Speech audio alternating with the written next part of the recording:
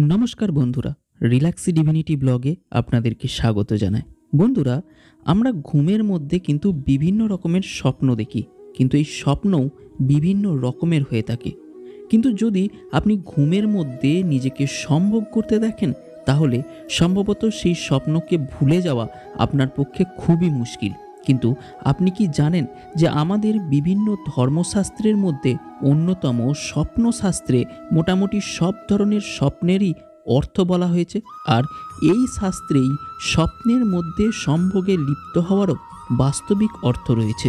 যদি এই রকম হওয়ার কারণ এবং এই ধরনের স্বপ্নের সংকেতগুলিকে আপনি জানতে আগ্রহী হন তাহলে অনুগ্রহ করে আমাদের এই ভিডিওটি শেষ পর্যন্ত অবশ্যই দেখুন।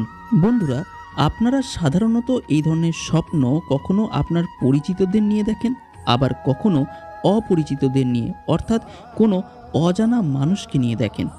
এমতো অবস্থায় আমাদের প্রাচীন জ্যোতিষশাস্ত্র এই দুই ধরনের স্বপ্ন দেখার অর্থেরই ব্যাখ্যা দিয়েছে।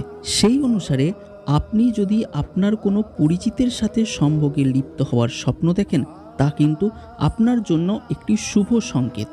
এর অর্থ হলো যদি আপনি বিবাহযোগ্য হন বা আপনার বাড়িতে যদি আপনার বিবাহের কথা চলে তাহলে খুব শীঘ্রই আপনার বিবাহ ঠিক হবে।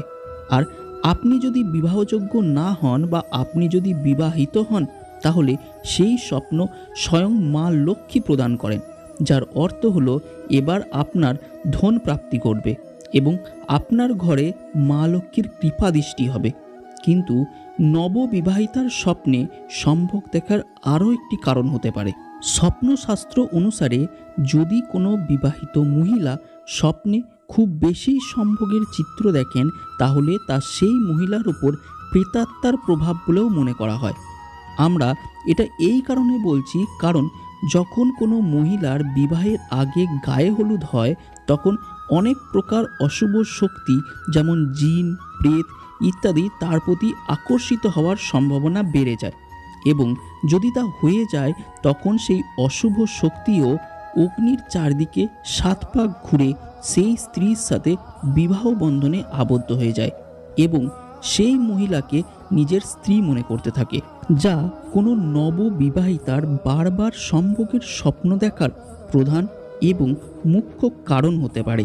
আবার অপরদিকে আপনি যদি স্বপ্নে অন্য কোনো অপরিচিতের সাথে নিজেকে সম্ভোগরত অবস্থায় দেখেন তাহলে তা আপনার ওপর কোনো প্রবল প্রেত বাধার সংকেত দেয়, অর্থাৎ আপনার ওপর কোনো অশুভ শক্তির প্রভাব বৃদ্ধি পাচ্ছে।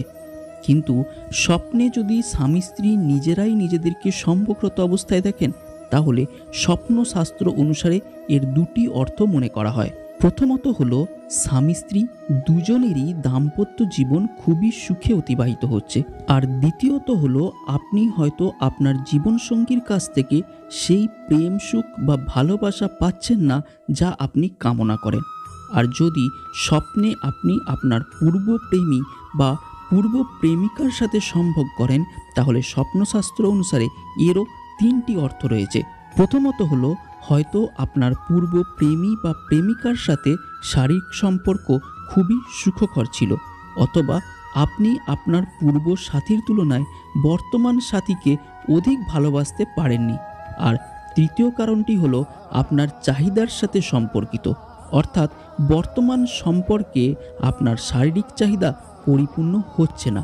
এই দুই প্রকার স্বপ্নের সন্দর্ভে আরও একটি বিষয় প্রকাশ পায়। এটাও দেখা গেছে যে কোনো পরিচিতের সাথে দেখা এই ধরনের স্বপ্ন শুক্লপক্ষেই বেশি আসে, আবার কোনো অপরিচিতের সাথে দেখা এই ধরনের স্বপ্ন কৃষ্ণপক্ষে বেশি আসে।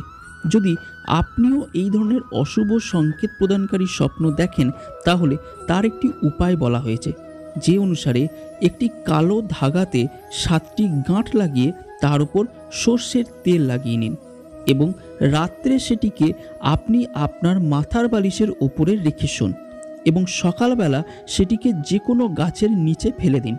সম্ভবত এটি আপনার সমস্যার সমাধান করতে সাহায্য করবে। আমরা আশা করি যে আপনি স্বপ্নে সম্ভোগ করার কারণগুলো সম্পর্কে খুব ভালোভাবেই জেনে গেছেন এবং তার প্রতিকারও পেয়ে গেছেন। আমাদের ভিডিওটি যদি আপনার ভালো লেগে থাকে তাহলে অবশ্যই একটি লাইক করবেন এবং শেয়ার করতে ভুলবেন না। আর আপনি যদি আমাদের চ্যানেলে নতুন হয়ে থাকেন তাহলে চ্যানেলটিকে অবশ্যই সাবস্ক্রাইব করুন। ধন্যবাদ।